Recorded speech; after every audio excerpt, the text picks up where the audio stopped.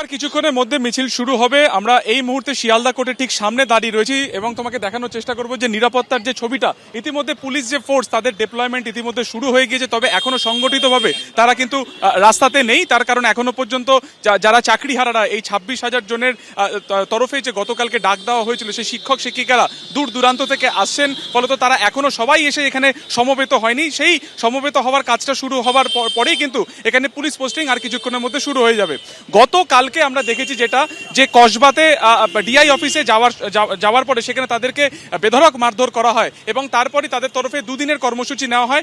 এক হচ্ছে যে আজকে শিয়ালদা থেকে তারা ধর্মতলা পর্যন্ত এই প্রতিবাদ মিছিল করবেন এবং আগামীকাল তারা এসএসসি ভবনে যাবেন।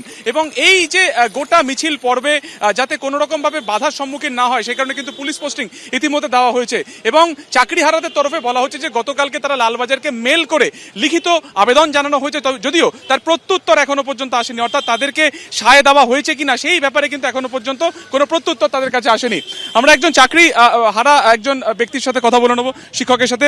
আপনি এসেছেন, আপনাদের বাকিরা কোথায় আছেন, কখন আসেন? না, বাকিরা এখন শিয়ালদা স্টেশনে পৌঁছে গেছে, তারা মেট্রো স্টেশনের ওখানে ভিড় করছে।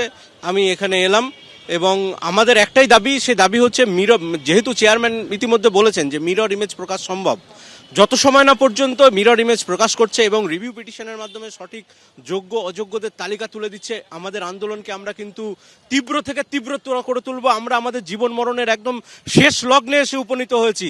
আমরা কিন্তু আমাদের লাঠিপেটা করুক, গুলি চালাক, যাই করুক না কেন, আমাদের আন্দোলন কিন্তু আরো তীব্র থেকে তীব্রতর হবে যত সময় না পর্যন্ত যোগ্য অযোগ্যের তালিকাটা রিভিউ পিটিশনের মাধ্যমে সুপ্রিম কোর্টের হাতে তুলে দিচ্ছে। দ্রুত যে নিয়োগ প্রক্রিয়া ফের তা শুরু হোক এবং আজকে তাদের এই যে প্রতিবাদ মিছিল, 26,000 জনের চাকরি যাওয়ার পর গতকালকে কসবাতে নির্মমভাবে তাদের উপরে যে পুলিশি আক্রমণ হয়, তার প্রতিবাদে আজকে কিন্তু রাস্তায় নামছেন এই চাকরিহারারা। এবং যে ছবিটা তোমাকে আরো একবার দেখাবো, পুলিশ পোস্টিং ইতিমধ্যে কিন্তু শুরু হয়ে গিয়েছে।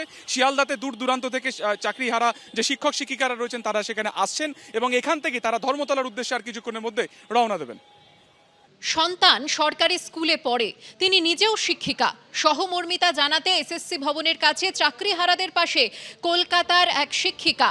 তিনি বলেন যে অযোগ্যরা যদি শিক্ষকতা করে তাহলে আগামী প্রজন্মের কি পরিণতি হতে পারে তা ভেবে চিন্তা হচ্ছে।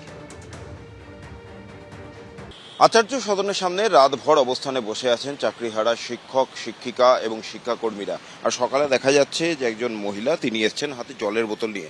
আপনিও কি এই চাকরিহারাদের মধ্যে? না, আমি চাকরিহারাদের মধ্যে নেই। একটা চাকরি পেতে গেলে কতখানি কষ্ট করতে হয় সেটা আমরা নিজেরা জানি। অত্যন্ত কঠিন একটা জায়গায় গিয়ে সরকারি চাকরিটা পাওয়া। সরকারি চাকরি অত সহজে কিন্তু পাওয়া যায় না। সবাই বলেন এই সরকারি চাকরি করছেন, স্কুল টিচারের চাকরি করছেন, এটা অত সহজে পাওয়া যায় না। পেলে অনেকেই পেয়ে যেতে পারতেন, কারণ তারা সেই আনন্দে ভাসেননি বলে আজকে সেই জায়গায় পৌঁছতে পেরেছেন এবং তারা যোগ্য প্রার্থী হিসাবে কিন্তু চাকরিটা পেয়েছেন। আমি যোগ্য অযোগ্যদের সেগ্রিগেশনটা ভীষণভাবে মনে প্রাণে চাইছি। প্রথম কারণ, ইনাদের সংসারের জন্য তো বটেই। আমাদের যে সমস্ত বাড়ির বাচ্চারা সরকারি স্কুলে পড়ে, তারা বেনেজোলা শিক্ষকদের কাছ থেকে কি শিখছে, সেই সমস্ত শিখে বাচ্চাগুলো এগোচ্ছে, কতগুলো প্রজন্ম নষ্ট হচ্ছে, সেই বাচ্চাগুলোর কথা ভেবে সেই অভিভাবকদের হয়েও কিন্তু আমি দাঁড়িয়েছি। যারা টাকা দিয়ে চাকরি পেয়েছেন তাদের কথা আমি ছেড়ে দিলাম, কারণ তাদের টাকা রয়েছে, তারা পড়াশোনা করেছেন কি করেননি জানি না। এই সেগ্রিগেশনটা যোগ্যদের জন্য করা হোক, আর নয়।